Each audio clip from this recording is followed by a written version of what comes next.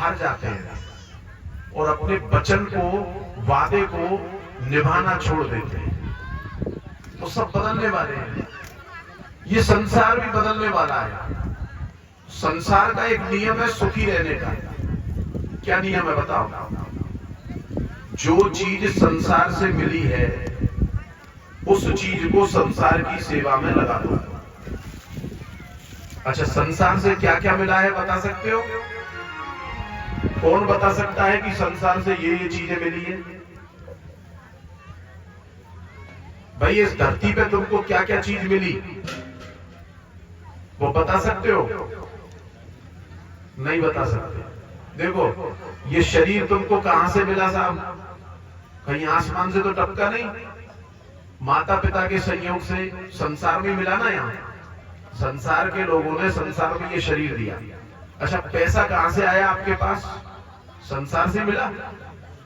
अच्छा, गेहूं कहां से आया आपके पास? यहीं से मिला ना। जो चीज यहां से मिली है उसको यहीं की सेवा में लगा दो। धन की 3 गति है, दान, भोग और नाश। देखो, दान कर देना चाहिए, दाने समुत्साहता। दान उत्साह के साथ करना चाहिए। लेकिन कई आदमी होते हैं, क्यों दान करूं? अरे तो मत कर, तेरे से चोरी थोड़ी करते हैं, दान कर। दान मत कर, दान उत्तम गति है। लेकिन दान नहीं करता है तो उपयोग कर ले भैया। गाड़ी घोड़े ले आ, एसी लगवा, कूलर लगवा, अच्छे कपड़े पहन, बढ़िया घर बार कर, मेहमानों की खातिरदारी कर। मेहमान तेरे घर पे जाए तो उनको बढ़िया थाली सजा करके भोजन करवा, आनंद पूर्वक। कोई धर्म कार्य होता है तो उसमें लगा। दान मत कर, पर उपयोग कर। उपयोग नहीं करेगा, संग्रह करेगा तो जैसे चींटियां और मधुमक्खियां संग्रह करती है ना अपने धन का और शहद का, परागकण का, ऐसे ही उसको छोड़ करके जाना पड़ेगा। जैसे बिल बनाता है चूहा और मजे लेता है कौन? भुजंग, सर्प, है ना? ऐसे ही जोड़ते हमें और आनंद लेते हैं पीछे वाले। बढ़िया जोड़ जोड़ के मर गया, ठीक रहा। ऊपर जाने के बाद कोई जोड़ने की नहीं पूछेगा क्या जोड़ा तुमने। इससे तो बढ़िया था उपयोग कर लेता जीवन में। तो लोग कहते यार जलवे से रहता था, पटेल जलवे से रहता था, मेहते जलवे से रहता था, चौधरी जलवे से रहता था। तो ये जलवा होना चाहिए बस। क्योंकि संसार में यदि तुम आए हो और संसार की चीज को संसार की सेवा में नहीं लगाया तो इस संसार में वो नष्ट हो जाएगी। यदि वो नष्ट नहीं होगी तो तुम नष्ट हो जाओगे।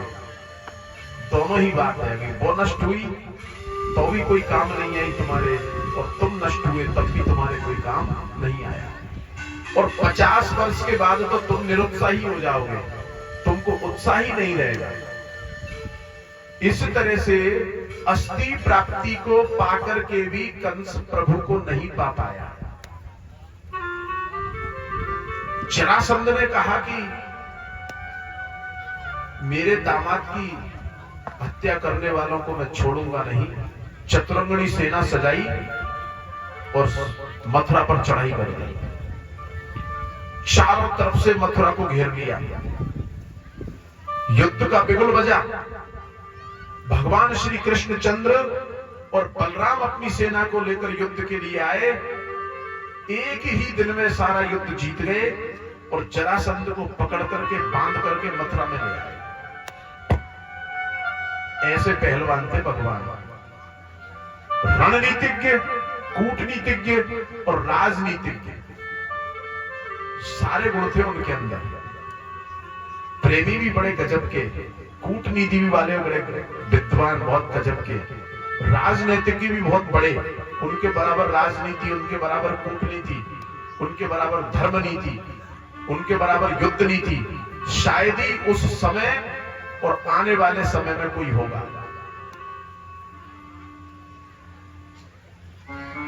सभा में ला करके जरासंध को खड़ा कर दिया। कहा महाराज क्या किया जाए? सबने कहा मार दो मार दो मार दो। शत्रु को, अग्नि को और रोग को शेष नहीं छोड़ना चाहिए। शत्रु, कर्जा, अग्नि और रोग इन तीनों में से अगर एक को भी शेष छोड़ दिया तो ये तुमको खत्म कर देंगे।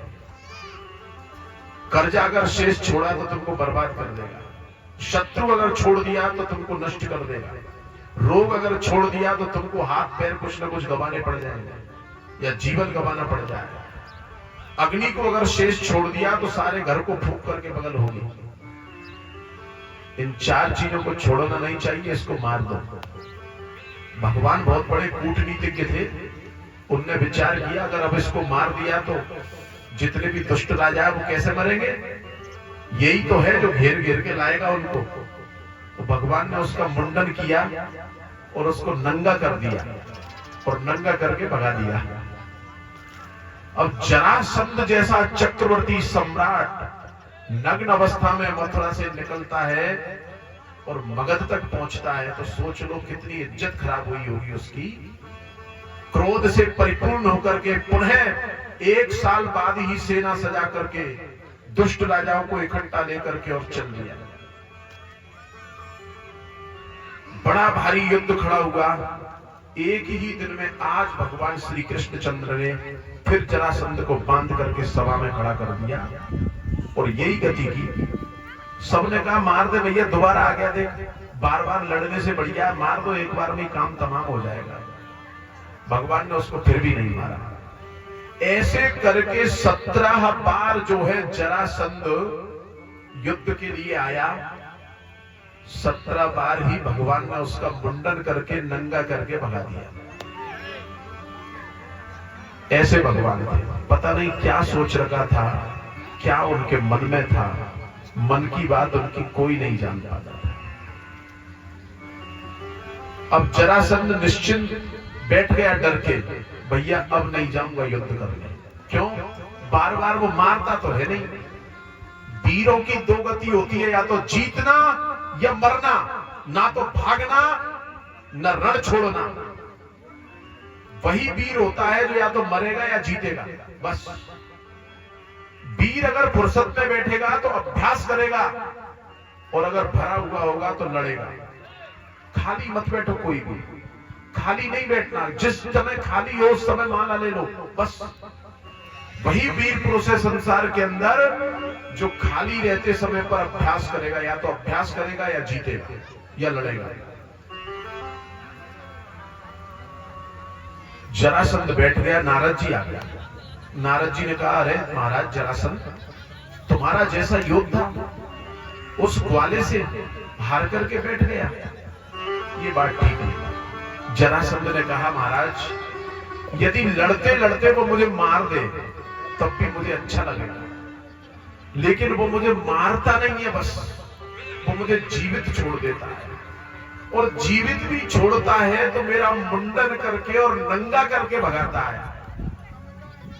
ऐसी इज्जत खराब मैंने 17 बार करवा ली, अब मैं अपनी इज्जत खराब करवाने वाला नहीं हूं भैया, मैं नहीं लड़ सकता। नारद जी ने कहा, अगर मैं उपाय बताऊं तो? नारद जी भी बड़े अच्छे पत्रकार हैं, हाँ, अपने राजू भाई की तरह। राजू भाई ने कही कैसे निपटाया जाए, इसका काम तमाम कैसे किया जाए। तो नारद जी ने कहा कि देखो मैं तुमको सलाह देता हूं, एक तो तुम्हारे मगध के जितने भी ब्राह्मण हैं उनका न्योता करो 1 साल तक, ठीक है। जब ब्राह्मण 1 साल बाद खुश हो जाए, जब उनसे कहना मांग वरदान क्या मांगता है, तब उनसे कहना महाराज एक तो मथुरा पे विजय चाहिए और दूसरा तुम मेरी सेना में भर्ती हो जाओ। तो तेरी सेना में अगर ब्राह्मण लोग जाएंगे तो भगवान कृष्ण युद्ध नहीं करेंगे, क्योंकि गाय ब्राह्मण को नहीं मारते और साधु को नहीं मारते। इनके लिए ही भगवान स्तब्ध हो जाते हैं, रुक जाते हैं। उसने कहा ठीक। और दूसरा क्या है, ब्रह्मा जी से वरदान पाया हुआ एक अरब का नाम सुना ना तुमने? इधर ये कुवैत वगैरह जो देश है, मुसलमानी जो देश है, उसको अरब कहते हैं, रेगिस्तान है वहां। उस अरब में एक यवन राज है, साक्षात काल का रूप है, उसको काल यवन कहते हैं। उस काल यवन को ब्रह्मा जी ने वरदान दिया है कि ना तो मथुरा में पैदा होने वाला तुझे कोई मार सकता और ना यदुवंश में पैदा होने वाला तुझे मार सकता। और कृष्ण को और बलराम को दोनों ही बात है, क्योंकि वो मथुरा में भी पैदा हुए हैं और यदुवंशी भी हैं। अब जरासंध में दम आ गई। अरे नारद जी, तुमने क्या जोरदार बात कही है, वाह, तुम तो बहुत अच्छे आदमी हो, नारद जी बैठो। और उस दुष्ट राजा ने नारद जी की बड़ी खातिरदारी करी। नारद जी की खातिरदारी हो गई। उसके बाद जो है काल यवन को संदेश पहुंचाया और इधर ब्राह्मणों से अनुष्ठान शुरू करवा दिया 1 साल का। खूब आनंद करो, खाओ पियो मस्ती से और खूब सो, जपो तो जपो, नहीं मत करना चाहिए। 1 साल बाद ब्राह्मणों को जब दक्षिणा देने का नंबर आया, तब ब्राह्मण दक्षिणा लेकर के कहते हैं, राजन वरदान मांगो, क्या चाहिए, क्या मनोकामना है तुम्हारी। राजा ने एक ही बात कही, महाराज मथुरा को जीतना है। तथास्तु। और महाराज एक बात और है, क्या, आप मेरी सेना में शामिल हो सब लोग। ब्राह्मणों ने कही, अब तूने वचन ले दिया है तो ठीक है भैया, दक्षिणा में घर पहुंचा और घर वाली से कह देना भैया अब आना संभव नहीं है, लड़ाई में जा रहे हैं, अब बच गए तो आ जाएंगे, बाकी आना संभव नहीं है। तो ब्राह्मणों की सेना एक अलग से बन गई, एक जरासंध की सेना और एक काल यवन की सेना। 3 सेनाओं ने मथुरा पर एक साथ चढ़ाई करी। 3 सेनाओं ने मथुरा पर एक साथ चढ़ाई करी तो तीनों तरफ से मथुरा को घेर लिया और एक तरफ जमुना जी ने मथुरा को घेर रखा। जमुना नदी ने घेर रखा एक तरफ। भगवान श्री कृष्णचंद्र की यहां खबर पहुंची, काल यवन जरासंध 3 सेनाएं लेकर के युद्ध के लिए आया है। छत पर चढ़ के महल की पर भगवान ने दूरबीन से देखा तो एक तरफ तो जनेऊधारी ब्राह्मण खड़े हुए हैं तलवार ले लेकर के। ओहो, ये राजनीति कर रहा है जरासंध। दूसरी तरफ जरासंध खड़ा है और तीसरी तरफ जो है काल यवन खड़ा हुआ है। उधर से काल यवन और जरासंध ने संदेश पहुंचाया, या तो कृष्ण बलराम को हमें दे दो और यदि नहीं दोगे तो युद्ध के लिए तैयार हो जाओ। तो भगवान ने भी उसको संदेश पहुंचा दिया, जाओ, तुम्हारा झगड़ा कृष्ण से है तो कृष्ण ही तुमसे युद्ध करने के लिए आता है। इतनी सेना को मरवाने से क्या फायदा, मैं अकेला तुम्हारे पास आऊंगा, मुझसे युद्ध करना, जो जीत जाएगा मथुरा उसकी। भगवान ने संदेश दे दिया उनके दूतों को। जाकर के दूत ने कहा तो जरासंध कहने लगा, बहुत चालू है, उसकी बातों में मत आ जाना, पता नहीं उल्टा पुल्टा भी कर सकता है वो। काल यवन ने कहा, देखेंगे भाग के कहां जाएगा। तो काल यवन जो है रथ पर भगवान का इंतजार करता है। भगवान ने उस पत्र में लिखा था, अकेला आऊंगा और निहत्था ही आऊंगा। आने से पहले भगवान ने देवताओं के जो शिल्पी हैं विश्वकर्मा, उनको बुलाया। ऐ विश्वकर्मा जी महाराज, समुद्र से 7 योजन भूमि लेकर के उस भूमि में दिव्य अमरावती से भी सुंदर एक पुरी बना दे। उस पुरी में सारी सुख सुविधाएं मौजूद हो और मथुरा के जितने भी निवासी हैं उनको आज रात्रि में वहीं शिफ्ट कर दे, किसी को पता ना चले कि हम यहां से वहां पहुंचे हैं। ठीक है महाराज, जो आज्ञा, और बाकी काम मेरा। तो भगवान की सारी मथुरापुरी जो है कहां शिफ्ट हो गई, द्वारिकापुरी गुजरात में। कहां पर, द्वारिकापुरी गुजरात के प्रभास क्षेत्र में गोमती नदी के तट पर, वहां पर स्थापित करी द्वारिकापुरी। और इधर जो है भगवान रथ में सवार होकर के पहुंच गए काल यवन और जरासंध के सामने। काल यवन दूरबीन से देखता है, अरे तुम तो बोल रहे थे कि ये धोखेबाज है, चालबाज है, पता नहीं कोई चालाकी कर दे। कितना वीर और सत्यवादी है, देख अकेला ही आता है। जरासंध, तुमने उसके बारे में गलत कहा। जरासंध ने कहा, उसको आने दो, तब पता चलेगा तुमको वो क्या है, अभी तुम उसकी माया को नहीं जानते। अभी जो है तुम उसकी माया को नहीं जानते, उसको आने दो एक बार। कालियवन इंतजार करते करते खड़ा है।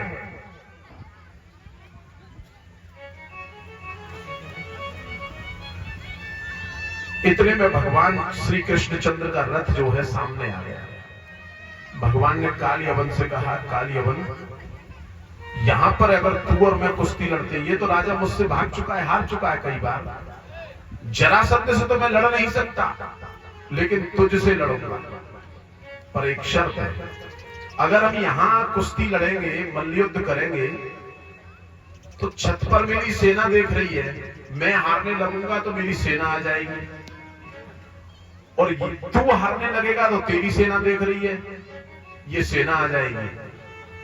तो फिर दोनों सेनाओं में झगड़ा होगा, दोनों के आदमी आपस में मरेंगे। अब हम दोनों की शत्रुता है, ये बेचारी सेना को क्यों मारे, हम दोनों को लड़ना है। ऐसा करते हैं, इस सेना से बाहर उस पहाड़ी पे चलते हैं। वहीं से थोड़ी दूर पहाड़ी थी जिसको प्रवर्षण पर्वत कहते हैं।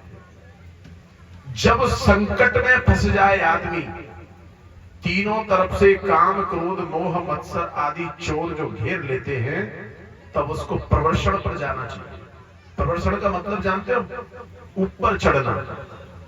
ऊपर कैसे चढ़ोगे भाई, कहां चढ़ोगे, छत पे चढ़ोगे, पहाड़ पर चढ़ोगे या खंबे पर चढ़ोगे, नहीं, ऊपर चढ़ना यानी कि आंख बंद करके शांति से ध्यान करना भगवान का।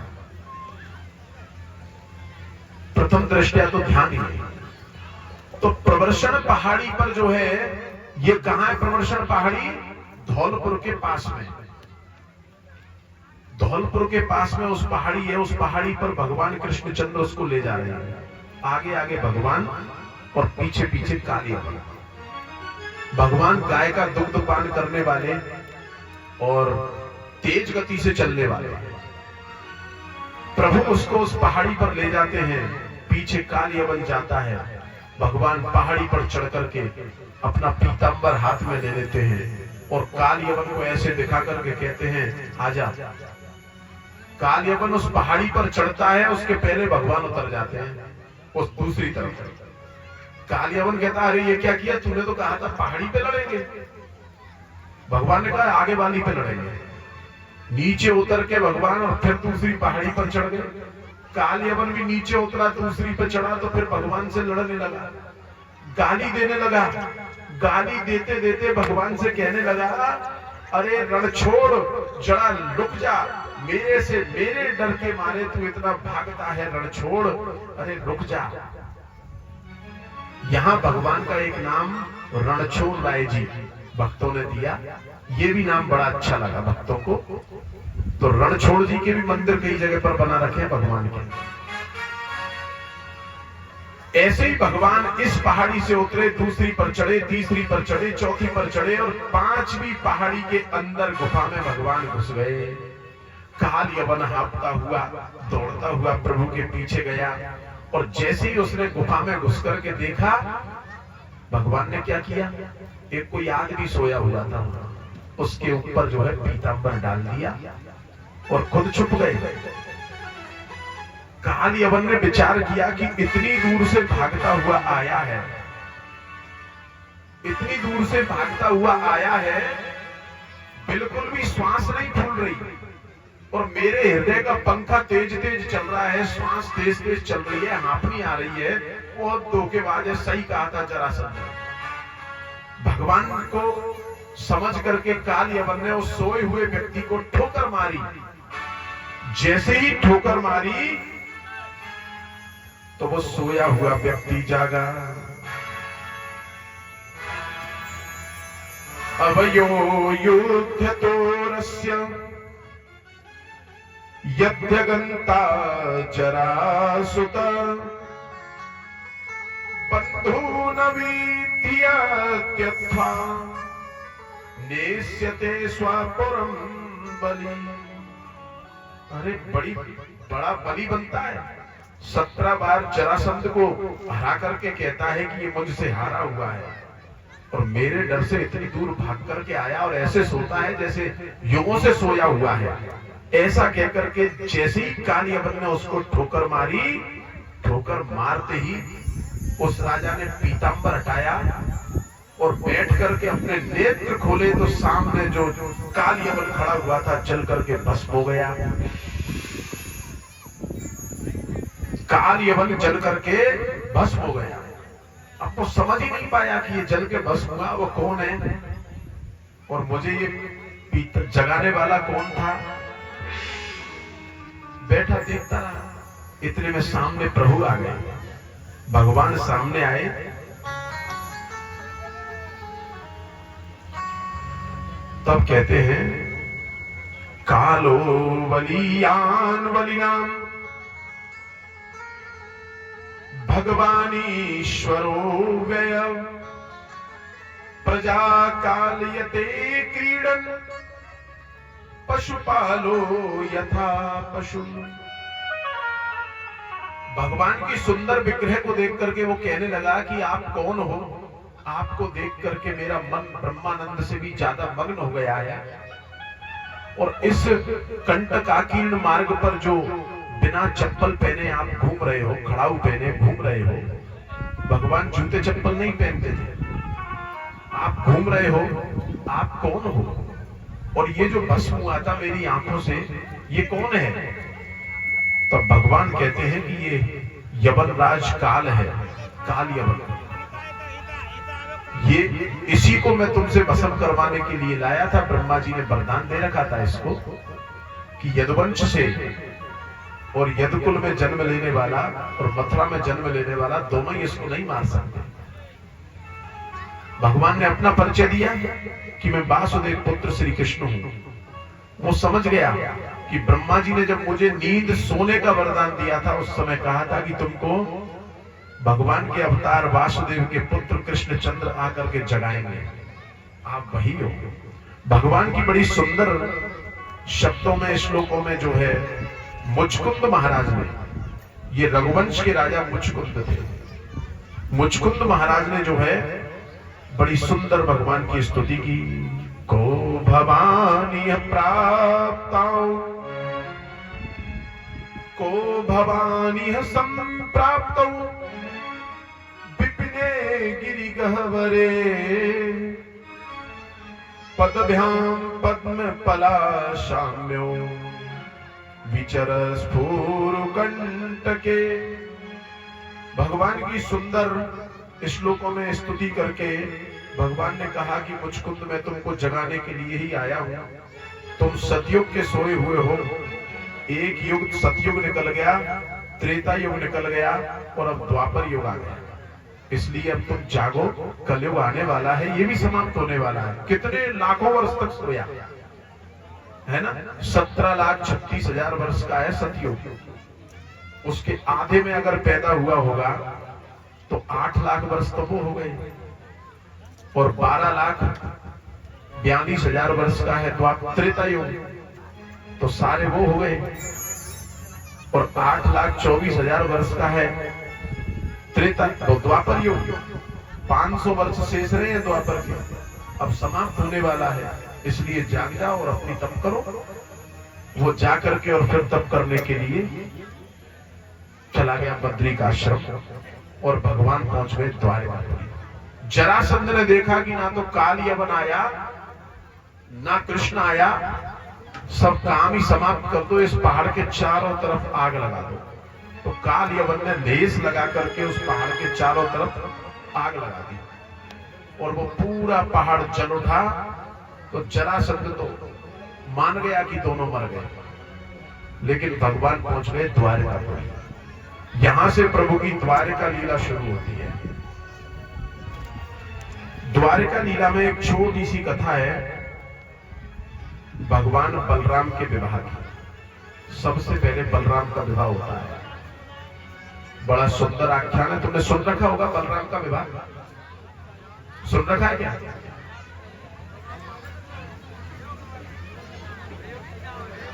रेवती, बस यही सुना है रेवती, कथा नहीं सुनी, कथा नहीं सुनी, कथा सुनाते हैं।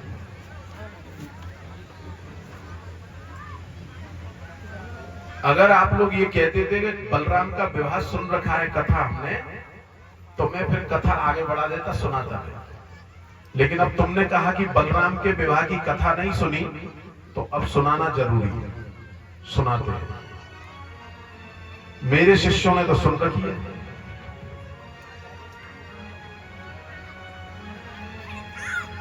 क्या हुआ, ब्रह्मा जी के यहां पर जो रेवत राजा अपनी पुत्री रेवती को लेकर के गया था, तो सुन ली आपने कथा, अभी सुनाई थी पहले। तो वो रेवती की पूछ के आया, तो ब्रह्मा जी ने कहा कि अब तो भैया द्वापर युग का अंतिम चरण चलता है, तुम सीधे द्वारिका में जाओ और वसुदेव का जो बड़ा पुत्र है बलराम, उससे ब्याह कर देना। अब देखो, आदमी अपने हाथ से नाप करके, अब आदमी की लंबाई कितने हाथ है? 3.5 हाथ। चाहे छोटा सा आदमी हो, उसकी भी लंबाई नाप लेना, अपने हाथ से नाप करके। पसंद नापसंद पे सुंदर तो बहुत थी। अब सतयुग की कन्या लंबी पूरी, सुंदरता तो अच्छी थी, लेकिन इतनी लंबी थी कि बलराम की तो घुटने भी रहते थे उसके। अब पूछना पड़ेगा साहब, आप जब तक अतिथि गृह में रुको, तो उनको रुकने की व्यवस्था कर दी, भोजन पानी की व्यवस्था कर दी, रुके अतिथि गृह में। और वहां अतिथि गृह में रुकने के बाद में चर्चा चली विषय, बलराम सतयुग की बेटी है बेटा, शादी कर ले। बलराम ने कहा नहीं, मैं नहीं करता, इतनी लंबी लड़की, अगर मुझे कभी उससे बातचीत करनी पड़ेगी तो नशेड़ी लगा करके करनी पड़ेगी, मैं शादी नहीं करने वाला इतनी लंबी लड़की से। मोटी होती चल जाती, ठिगनी होती चल जाती, मेरे से छोटी होती चल जाती, मेरे बराबर की होती चल जाती, 1 हाथ लंबी होती तब भी चल जाती, नहीं कर सकता। देखो, विवाह का बंधन ऐसा होता है, पहले हम आज्ञा का पालन करते थे, विवाह में करते थे कि नहीं? हमारी माताजी कितनी ही रूपवती है और पिताजी चाहे काले हैं, बिल्कुल ठिगने काले कुरूप कैसे भी हैं, लेकिन उन माताजी ने जीवन भर पिताजी का साथ दिया, कभी विरोध नहीं किया कि मैं ऐसी सुंदर हूं और पिताजी ऐसे खराब है तुम्हारे। अपने पिता से कभी नहीं कहा कि तुमने मेरे ऐसे लड़के से विवाह किया जो लड़का सुंदर नहीं है। सारा जीवन निकाल दिया, धन्य ऐसी माताएं है ना। चाहे अपने पिताजी लंबे हो, चाहे छोटे हो, चाहे ठिगनी हो, चाहे अपनी माताजी ठिगनी हो, छोटी हो, लंबी हो, कुरूप हो, कैसी भी हो, लेकिन पिताजी ने भी कभी अपने पिता की आज्ञा का विरोध नहीं किया। वो जमाना था, अब ये निकल गया। अब ये जो बुजुर्ग लोग हैं ना, ये तस्वीर के जैसे हैं, इनसे सेवा कर लो, इनके रोज पैर छू लिया करो, इन माताओं के रोज चरण स्पर्श कर लिया करो, ये फिर तुमको मिलने वाली नहीं है। ये पीढ़ी ऐसी है जिस पीढ़ी ने अपने पिता की आज्ञा में सारा जीवन गुजार दिया। इस पीढ़ी के दर्शन मात्र करने से तुम्हें सौभाग्य मिल जाएगा। इसलिए इन बुजुर्गों से कुछ मत कहा करो, वैसे कहना भी नहीं चाहिए। देखो, बुजुर्गों से इसलिए कुछ नहीं कहना चाहिए। एक तो बुजुर्ग जो है, बूढ़े से कुछ ना बोलो, क्योंकि जर्जर हृदय को और ना छेदो। बालक से भी कठोर ना बोलो, क्योंकि उसको बहुत कुछ सहन करना है। और जवान से भी गलत मत बोलो, क्योंकि वो बहुत परेशानियां देख रहा है जीवन में। तो किससे कठोर बोले? किसी से मत बोलो, सबसे प्रेम से ही बोलो। यही तो कहना है शास्त्रों का। बलराम जी नहीं माने किसी की भी, इतनी लंबी लड़की से शादी में नहीं करने वाला, भैया वापस कर दो, मुझे नहीं करना। अब सब उदास। ब्रह्मा जी से कहा हुआ राजा अपने यहां लड़की लेकर के आया, तो भैया शादी तो करनी पड़ेगी, क्योंकि ब्रह्मा जी का कहना है। ब्रह्मा जी का कहना नहीं मानेगा। उन्होंने कहा नहीं मानूंगा, इतनी लंबी लड़की से विवाह नहीं करना। सारा घर उदास। कन्हैया जी ने कहा, अरे पिताजी चिंता मत करो, मैं सब मना लूंगा भैया को, मैं भैया को सब मना लूंगा। राधे राधे राधे राधे, जय श्री राधे। भैया को मैं मना लूंगा, आप चिंता ना करो। तो पिताजी ने कन्हैया जी पे छोड़ दिया। अब कन्हैया जी ने भैया से कहा, भैया बाल्टी और लोटों से स्नान करते करते समय हो गया, आज ऐसा करते हैं ना, नदी पे स्नान करने चलते हैं। अब नदी कैसी? समुद्र में जहां संगम है गोमती नदी का, उस नदी पे स्नान करने गए। मतलब समुद्र और नदी के तट पर एक तरफ से नदी आई है, समुद्र में मिली है, तो उस तट पर स्नान कर रहे हैं दोनों भाई। समुद्र का पानी भिन्न है और नदी का पानी भी भिन्न है। भगवान ने भैया से कहा, भैया हम ऐसा करते हैं ना, डुबकी लगाते हैं। मैं डुबकी लगाऊं, तुम गिनती गिनना कितनी देर में निकलूं। बलराम ने कहा ठीक है कन्हैया। और बलराम जी ने गिनती गिनी और कन्हैया ने डुबकी लगाई। तो गिनती, कभी डूबे तुम पानी में? ऐसे लगाइए कभी डुबकी। मैंने खूब लगाई है, यही पारा में बंद के नीचे। तो डुबकी लगा करके गिनती गिनो, 1 2 3 4 5 6 7 10 20 50 100 200 500। कन्हैया जी निकला है यहाँ सांस लेते लेते, अरे भैया बहुत, बस कन्हैया 500 गिनती में ही बाहर आ गया, तेरी सांस बहुत कम है, अब तू गिनती गिन और मैं डुबकी लगाता हूं। भगवान तो चाह ही रहे थे। अब बलराम जी ने डुबकी लगाई समुद्र के तट पर और भगवान ने गिनती गिनना शुरू किया, 1 2 10 20 और 3 ताली बजाई और माया को बुला दिया, चल कर काम अपना। तो माया ने अपना काम शुरू किया। क्या हुआ, जैसे तुम्हारा ये बागोरा गांव है ना, ऐसे ही समुद्र के तट पे एक गांव है। उस गांव में एक स्त्री का पति मर गया। अब वो स्त्री गर्भवती थी, 5 बच्चे के बाद 6वां बच्चा होना। अब वो स्त्री गर्भवती, गांव वालों ने कही भाई तू गर्भवती है इसलिए सती मत हो, बच्चा पैदा करके फिर सती हो जाना। तो वो गर्भवती कहने लगी अभी तो मेरा मन कर रहे सती होवे को, बच्चा पैदा होगा जब मन बदल जाएगा, जब क्या करूंगी मैं तो अभी सती होगी। पंच बेले हुए, गांव वालों ने समझाया बुझाया, उसके पियर वाले आए लेकिन वो तो नहीं माने, नहीं मैं तो अभी सती हूं। सबने कहा भैया ऐसा करो शमशान में ले चलो पति को, अगर ये मान जाएगी तो वहां पे नहीं जाने देंगे ये। लेकिन वो तो मंदिर पे ढोक लगा करके 16 श्रृंगार करके अपनी सखियों को लेकर के शमशान में पहुंच गई और चिता में बैठ गई। जबरदस्ती आग लगाओ, गांव वालों ने कि भाई हम तो आग लगाए नहीं, 2 जीव मरेंगे, ऐसे कोई मार सकता है किसी को? गर्भवती नहीं होती तो आग लगा देते, लेकिन अब तो नहीं मरने देंगे। गांव वालों ने विचार किया क्या करें, तो गांव वालों में से बुजुर्गों ने कहा ऐसा करो, इसको पत्थर में बांध करके और समुद्र में फेंक दो, ये कूद के मरेगी तो मर जाएगी और बचेगी तो आ जाएगी वापस। तो उन्होंने उसके पति को पत्थर से बांध करके समुद्र में फेंक दिया। समुद्र में फेंका, पीछे से उसकी पत्नी कूद बैठी पति के साथ। अब पत्नी कूदी तो नीचे बलराम जी के ऊपर ही कूद बैठी। नीचे बलराम जी डूबे हुए थे, अब बलराम जी के ऊपर कूदी तो बलराम जी खड़े हुए हड़बड़ा के, तो क्या हुआ ये? बलराम जी खड़े हुए तो दोनों की निगाह मिली आपस में। देव योग से बलराम जी की शक्ल भी उसके पति जैसी थी, तो बलराम जी ने उसको पत्नी मान लिया और उसने बलराम जी को पति मान लिया। अब वो अपने पति को लेकर के गांव में आई तो गांव वालों ने कहा भैया ये तो बहुत बड़ी सती है, सावित्री के समान सती है, इसने अपने पति को जीवित कर लिया। और उसके चरणों की पूजा होने लगी, अगरबत्ती दीपक जलेरी सब चढ़ने लगी और उसकी मान्यता गांव में बड़ी हो गई, बड़ी अच्छी इज्जत हो गई उसकी। दोनों पति पत्नी वहां रहने लगे। 6 बच्चे तो है ही उसके, बलराम जी के द्वारा 7वां बच्चा भी पैदा हो गया। अब वो बच्चा पैदा जो हुआ बलराम जी के द्वारा 7वां, उस बच्चे को पैदा करके वो औरत भी मर गई। अब तो औरत मरी तो बलराम के मैं तो सब तो हूं। गांव वालों ने कही भैया ये बागोरा का गांव बदनाम हो जाएगा कि बागोरा तो सत्य इनको गांव है।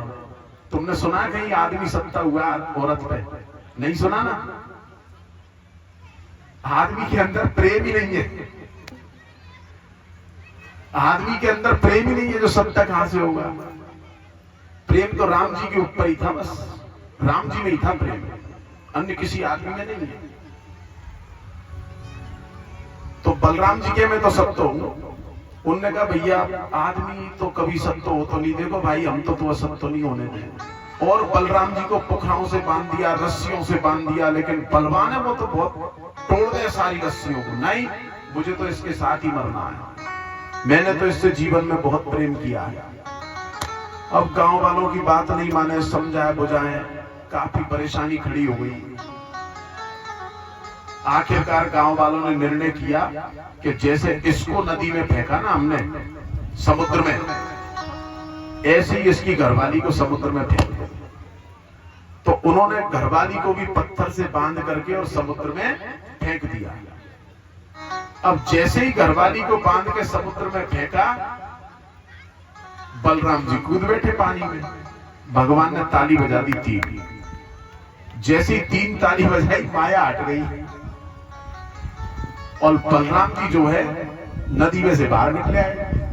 अब चक्कर में है कि ये घटना सही है या गलत है, कंफ्यूजन में बलराम जी भ्रम में बैठे हैं कि ये घटना सत्य है या असत्य है।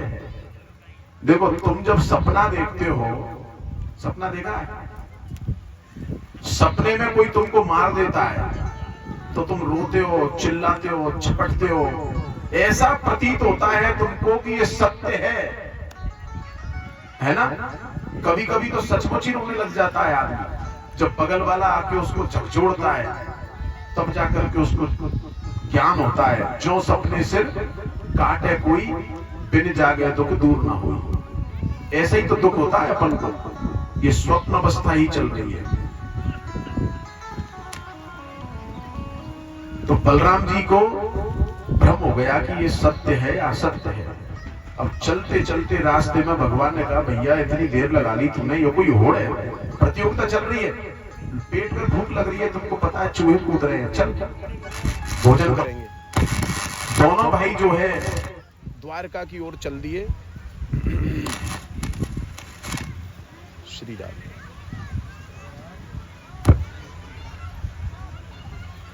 श्री राधे। दोनों भाई जो है द्वारिका की ओर चल दिए। रास्ते में चलते चलते कन्हैया जी कह रहे हैं भैया शादी कर लेना रेवती भाभी से, बहुत लंबी है, कभी अपन चोरी करने चलेंगे तो चीका पे घोड़ी बनाने की जरूरत नहीं पड़ेगी, भाभी मटका उतार के दे देगी। अब भगवान तो चुलबुली भाषा में कह रहे हैं मजाक के रूप में, लेकिन बलराम जी गुस्से में बोले देख कन्हैया रेवती का नाम मत लेना, मुझे विवाह नहीं करना। कन्हैया ने फिर गुस्से में कहा अच्छा तू ब्रह्मचारी है? वो हाँ मैं ब्रह्मचारी रहूंगा। अच्छा तो फलाने गांव में तेरे 6 पुत्र वो कौन के हैं? तेरे ही है ना वे? उस गांव में जो तेरे 6 पुत्र हैं वो तेरे ही हैं। अभी मैं वो तेरी घरवाली, तेरे गांव के, तेरे ससुरे सासू सब में ले आऊंगा इसमें द्वारकापुरी में, ढोल बजा बजा के पूरे जगत से कहता फिरूंगा मेरे भैया के 6 पुत्र हैं, मेरे भैया के 6 पुत्र हैं। और घरवाली मर गई जो मरो होता के पीछे, बड़ो आया ब्रह्मचारी, शादी कर लेना। भगवान ने ब्लैकमेल कर दिया। बलराम जी ने कहा कन्हैया ये ठीक बात नहीं है, अरे शादी कर लेना, सब कर लेंगे व्यवस्था अपन, जिनने भेजा है उनको ही बुला लेंगे, जिन्होंने श्री राधे जिन्होंने भेजा है उनको ही वापस बुला लेंगे। ये कहकर के बलराम जी ने हाथों नहीं भरी पर शांत हो गए। विवाह की तैयारियां हुई, ब्रह्मा जी को बुलवाया, विश्वकर्मा वो जो अश्विनी कुमार है देवताओं के वैद्य उनको बुलवाया, और उन्होंने उस कन्या को बलराम जी के समानांतर बना दिया, ब्रह्मा जी ने और विश्वकर्मा जी ने। अश्विनी कुमारों ने, ये वैद्य है, डॉक्टर है ये देवताओं के, तो इन्होंने उस कन्या को बलराम जी के समतल बना दिया। दोनों का बड़ा धूमधाम से विवाह हुआ। बोल बलभद्र भगवान की जय। जय जय श्री राधे श्याम। बोले भक्तवत्सल भगवान की जय। बोले वृंदावन बिहारी लाल की जय हो। बोले हनुमंत लाल की जय हो।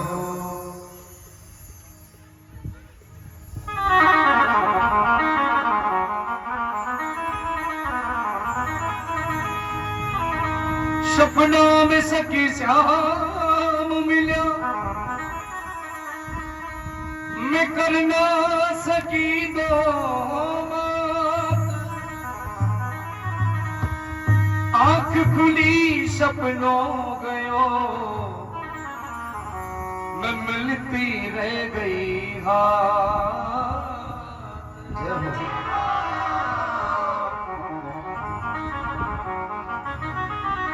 और आइए सभी दरबार में मीठी मीठी हाजिरी लगाते हुए अरे नंद लाला रे गोपाला, अरे बंसी जोर की बजाई रे नंद लाला, अरे मुरली जोर की बजाई रे नंद लाला, ओ मुरली जोर की बजाई रे नंद लाला।